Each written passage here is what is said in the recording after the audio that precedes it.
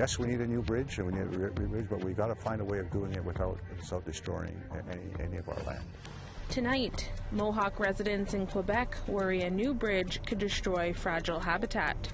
Mr. Nason unequivocally rejects identifying the Gitnia trespass as a territorial dispute.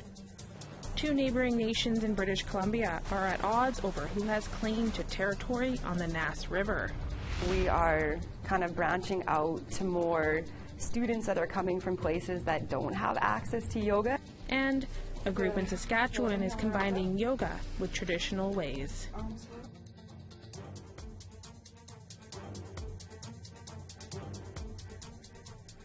Good evening, I'm Brittany Hobson. If there's one thing most people in Kahnawake can agree on, is that the 87-year-old Mercier Bridge needs some repairs. But talk of construction, when, where, and how is dividing the community, even before breaking ground. Lindsay Richardson has more. Yeah, they built that wall on the other side, and they drained all the water out. Reflecting on the construction of the St. Lawrence Seaway, Longhouse elder Kenneth Deere remembers it all. The bad. They were working 24 hours a day, so they were dynamiting. And making the best of it. The wire was colorful, it hit yellow, red, and blue. And we'd take that wire and we would decorate our bicycles with them, put them on our spokes. But despite the filter of childhood fancy, there's no denying the Seaway had a lasting impact on Kahnawake Noro. We've already given up a lot of land for the Seaway. We have highways and bridges and hydroelectric poles and towers. There's all kinds of already, this community has given a whole lot to the infrastructure of Canada, and we don't want to give up anymore. Longhouse elders, Kahnawakes traditionalists, spoke out upon news of more possible construction and ecological destruction around the Mercier Bridge site. Yes, we need a new bridge, and we need a bridge, but we've got to find a way of doing it without destroying any of our land, or giving up any of our land, or destroying any of it. The current span, gouged with holes and cracks over 85 years, is a necessary thoroughfare for thousands of daily commuters, Kahnawake residents included. In a statement, the Quebec Transport Ministry did confirm they are, quote, still planning on rebuilding a portion of the bridge, but are, quote, still collecting data for the design of the structure. No one at this construction site wanted to speak on camera, but they say a lack of consultation by local government as well as the federal government is proving contentious no matter who you ask. Our experience with the government is they do the research, they do all the studies, and they make a decision, say this is what's going to happen, and then they inform us. The Transport Ministry says they started consulting the Mohawk Council over a decade ago, and the community only began its murmuring when Mohawk Council approved core drilling in the seabed to test feasibility for a $100 million repair job. But after the Longhouse and environment workers pointed out that underwater work could interfere with the sturgeon population, it was postponed indefinitely. MCK stated publicly that, quote, the issue appears to stem from a misconception that the MCK has already approved the new span, adding that they can, quote, guarantee for the record that no Kahnawake land will be lost, the environment will be protected, and importantly, the community will be consulted. It changed the community dramatically, separated us from the As rumors continue to fly, those who lived the deluge once say they can't help looking back as the promised work moves forward. We're a river people, we're not, our rights don't end at the shoreline. Maintaining hope that leaders won't burn bridges while trying to repair one. Lindsay Richardson, APTN National News, Kahnawake, Mohawk Territory. For the second year in a row, Iqaluit has a water shortage. The city's reservoir is low and water use restrictions are in place. Iqaluit is surrounded by clean lakes and rivers. So the question is, how does this happen? Our Kent Driscoll went to find out. This unnamed lake is located about 3 kilometers from Iqaluit, east of Lake Geraldine, Iqaluit's reservoir. Things are about to get a lot more active out here. The city is going to start pumping this lake into the reservoir due to a now annual water shortage. But how? Iqaluit is surrounded with freshwater lakes and rivers of all sizes. Why is the one we depend on for drinking water so low? Ultimately, the biggest driving force is the weather conditions over the last 2 years. We're just receiving unprecedented drought conditions. Precipitation over the winter was very low. That's the main driver of the refilling of our reservoir. To access the unnamed lake, you need to go cross-country over moss-covered boulders and other obstacles. There is no road. The pumps that will fill the reservoir weigh over 5,000 pounds. This is a major project for Iqaluit. The only way to get them to that site is going to be to upgrade that trail to the site at Unnamed Lake where the pumping is going to occur. So there's an existing ATV trail along the way. Some rerouting of that is going to be undertaken as well. The large pumps could arrive in Iqaluit as soon as Saturday, and with Iqaluit's short summer, the work needs to begin now. With such urgency, why choose a lake so far away and barely accessible? As difficult as it is to pump from there, it actually makes the most sense at this point in time. That lake was actually identified by local traditional knowledge that was shared with the city. It wasn't being considered initially, and then with the collection of that information, we were able to use it and realize it is a temporarily viable source right now. Temporary is the key. No one knows if this lake will refill next year if it's pumped this year. No one knows how much snow we'll get this winter and how that will affect the current reservoir. The only certain thing is that Iqaluit has a water shortage, and the city is taking emergency steps to try and get through another dry Nunavut summer. Kent Driscoll, APTN National News, Iqaluit. It's been 8 years since 4 First Nation communities were displaced after catastrophic flooding, with many not being able to return home until this year. Since then, the province of Manitoba has been working toward building a flood channel to prevent further devastation. But several communities are calling out the government over a lack of consultations, and many of them are saying they've been left in the dark. Construction on a long-awaited flood channel is set to begin in a few months, but that didn't stop several First Nations from coming together to voice their concerns. Interlake Reserve's Tribal Council hosted a community forum Monday evening, with the goal of examining the proposed Lake Manitoba, Lake St. Martin Channel Outlet Project. It's going to impact not only our inherent treaty rights, but most importantly the fishing industry, as well as the livelihoods like the hunting, the fishing, the medicine picking, all the sacred things that we hold still today. Carl Zadnik is with IRTC. The group represents 6 communities in the Interlake region of Manitoba, including the 4 impacted by the 2011 flood. It's that disaster that prompted the province to create the outlet project. However, First Nations say they haven't been consulted. They've given us a letter. They've given us, some of our First Nation communities, a letter. They've attempted. But consultation works many ways. Consultation, accommodation, and the prior consent of our First Nation community members need to be done. Last year, the province hosted 4 information sessions, but none were in First Nation communities.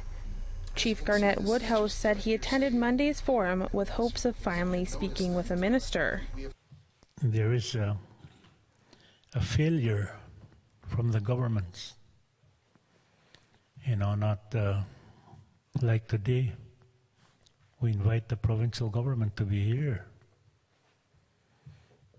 Where are they? Non-Indigenous and rural communities also voiced their concerns. Many shared words of support with the First Nations, but posed the question, what else can be done? But I think that this project is of enormous importance to all the communities around Lake St. Martin and Lake Manitoba, because otherwise it's not a question of if Lake Manitoba or Lake St. Martin floods again, it's a question of when. The project will see 2 permanent 23-kilometer diversion channels built along Lake Manitoba and Lake St. Martin. It will also involve construction of 2 bridges and adjusting highway infrastructure. APTN reached out to the province. In a statement to APTN, a provincial spokesperson said, the Manitoba government will soon submit the environmental impact statement to the Canadian Environmental Assessment Agency.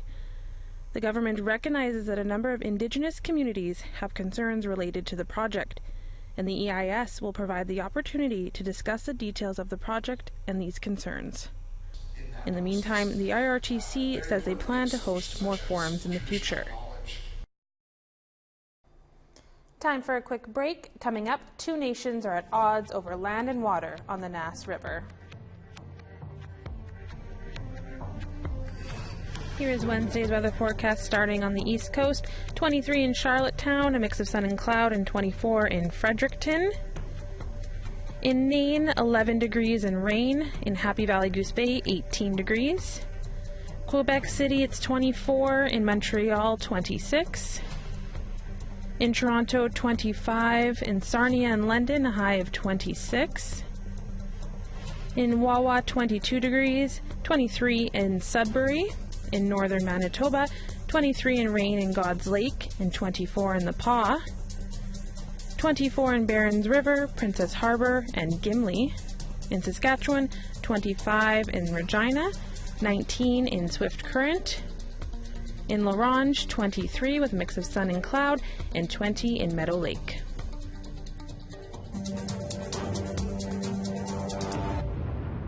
Welcome back. Tension is building between two neighboring communities in British Columbia over land and water on the Nass River.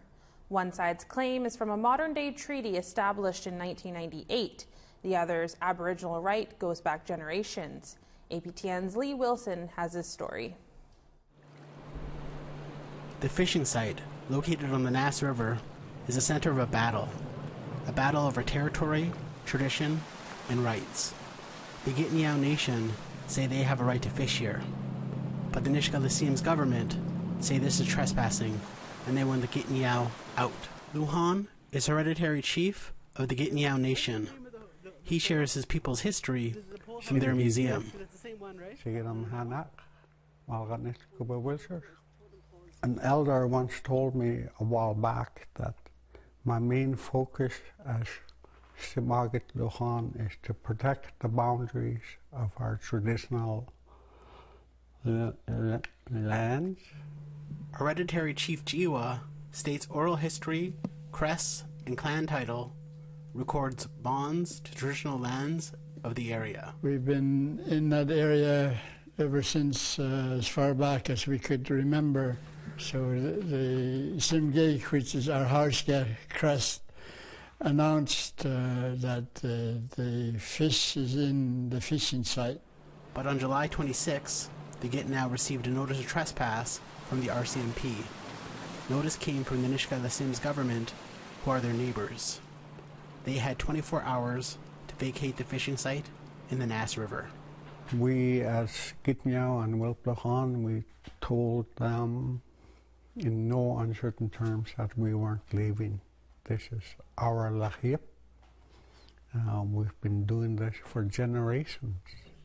Chief Mali, Gitniao president, displays map of the territory, showing that this is their traditional territory, and says the Gitniao will stand strong. Our people have experienced it in the past, and they are not moving. We stand on our traditional laws, and we will do everything we can to support them. 100 kilometers west, at the Nisga'a government office, President Eva Clayton explains why they got the RCMP to issue a trespass notice to the Gitniao Nation. The Nisga'a Nation has owned and occupied Nisga'a lands, including the Nass River, since time immemorial. We have about 26,000 square kilometers of traditional lands that the Nisga'a have used. Clayton says there is really no argument here.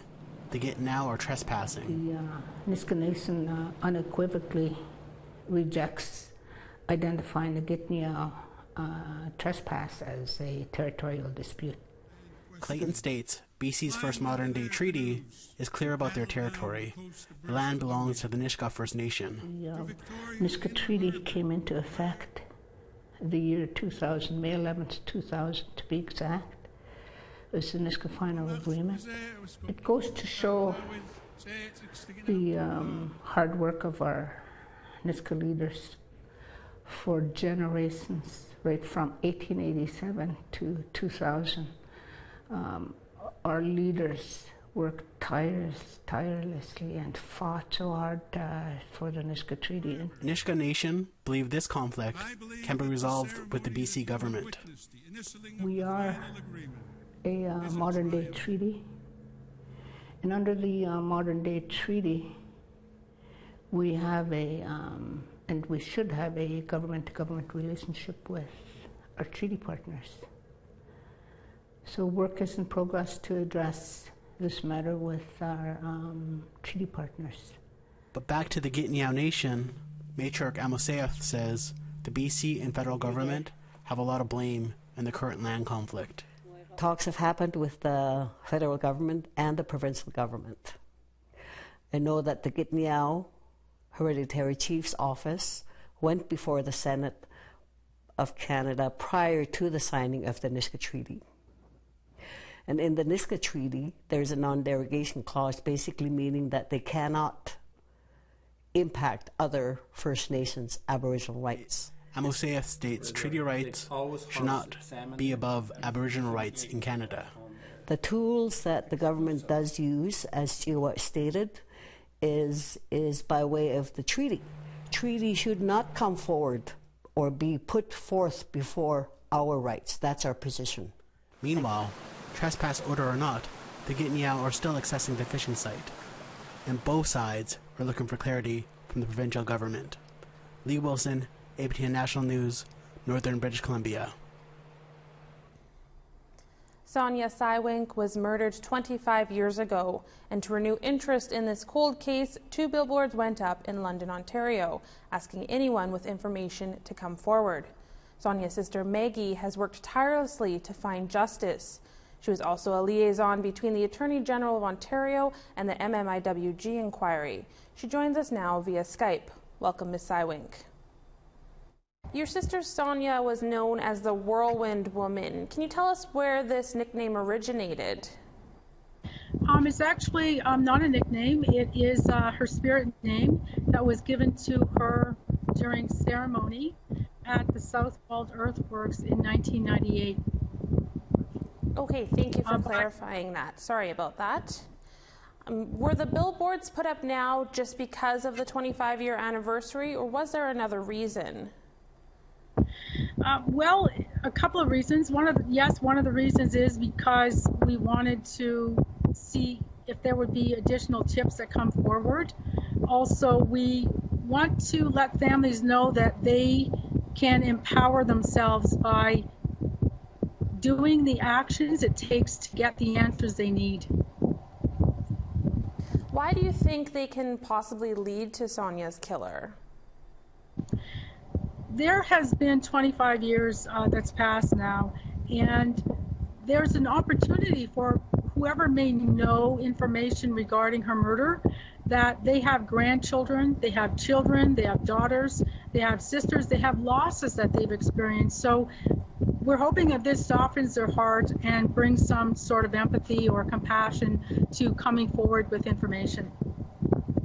You yourself have also compiled a database of murdered and missing women since 1994. What does that database tell you?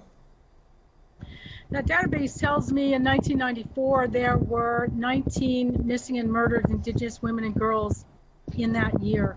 And since then, the database has grown by about 390 missing and murdered since 1994. So you're holding a memorial for Sonia at the end of this month. How do you want people to remember her? Well, I want them to remember her that she was an inspiration to a lot of people. She was a person that always put people first. She was selfless in all of her actions and her acts throughout her lifetime. She was a really kind and fun person to be with. Where is this memorial taking place? It's taking place on a green space on the east side of London.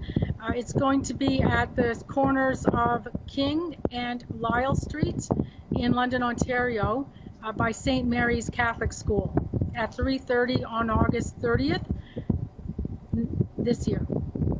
Okay, thanks again, Ms. Sywink. That's all the questions that we have for you today. Thank you very much.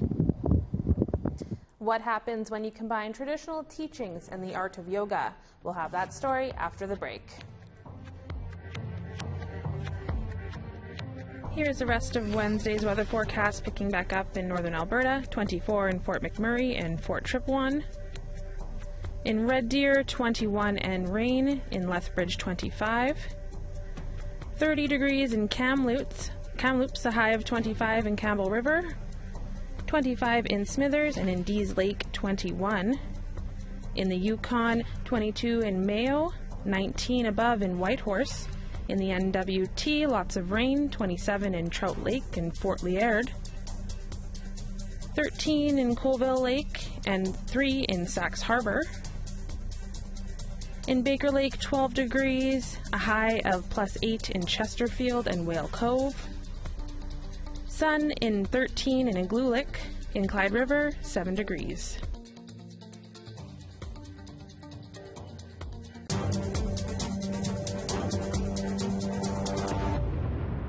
It's a fusion of yoga mixed with Indigenous teachings, and in Saskatchewan, one association is training First Nations and Métis people to be yoga teachers while also incorporating their traditional practices and culture. APTN's Priscilla Wolf has the story. Okay, well, welcome to the top of our mats. The Saskatchewan Indigenous Yoga Association incorporates yoga philosophy and Indigenous culture into its instructor training. Rochelle McHenry is one of the trainers and says she feels more connected to her Dene culture because of yoga. What makes it unique, it's the first time that it's ever been done. So the incorporation of Indigenous ways with traditional yoga ways as well is what makes it unique. And the fact that we are kind of branching out to more students that are coming from places that don't have access to yoga. This unique program helps the participants learn more and feel connected to their spirituality and Indigenous culture through meditation, teaching, and even taking part in ceremonies. Jenny Gardapi will earn her yoga's instructor's certification once she's completed this course and says that yoga and her Cree culture blend well together. When you're in a ceremony, you're in like a meditative state, and you're a sweat lodge or a sun dance, or even at a powwow. You do it for other people, right? It's your connection with the Creator, and you're helping that person. It's about when you're in a sweat, you're sacrificing kind of your body as a way of praying for other people. And it's the same thing with the yoga. Tyson Fetch is the only male participant in the instructor's course, but says it's important men see the benefits of yoga, and he hopes to teach male youth yoga once he's completed the instructor training. I think because it's been traditionally seen as a woman's, and not just a woman's, but a young non-First Nation woman's thing, that I think it scares a lot of men. Like, I see a lot of men taking classes in Prince Albert. There are whole classes where it's just men, but they're not Aboriginal, they're not Métis or First Nations. I would think that, intimidating women occupying a whole space would be enough. Yeah, that would be one of the most intimidating things. All the participants plan to take yoga back to their communities and share its benefits for well-being and balance. Priscilla Wolf, APTN National News, Saskatoon. And that's your APTN National News for this Tuesday. You can always find much more over on our website at aptnnews.ca and stay up to date with the latest by downloading the APTN News app. I'm Brittany Hobson. Thanks for tuning in. We'll see you back here tomorrow.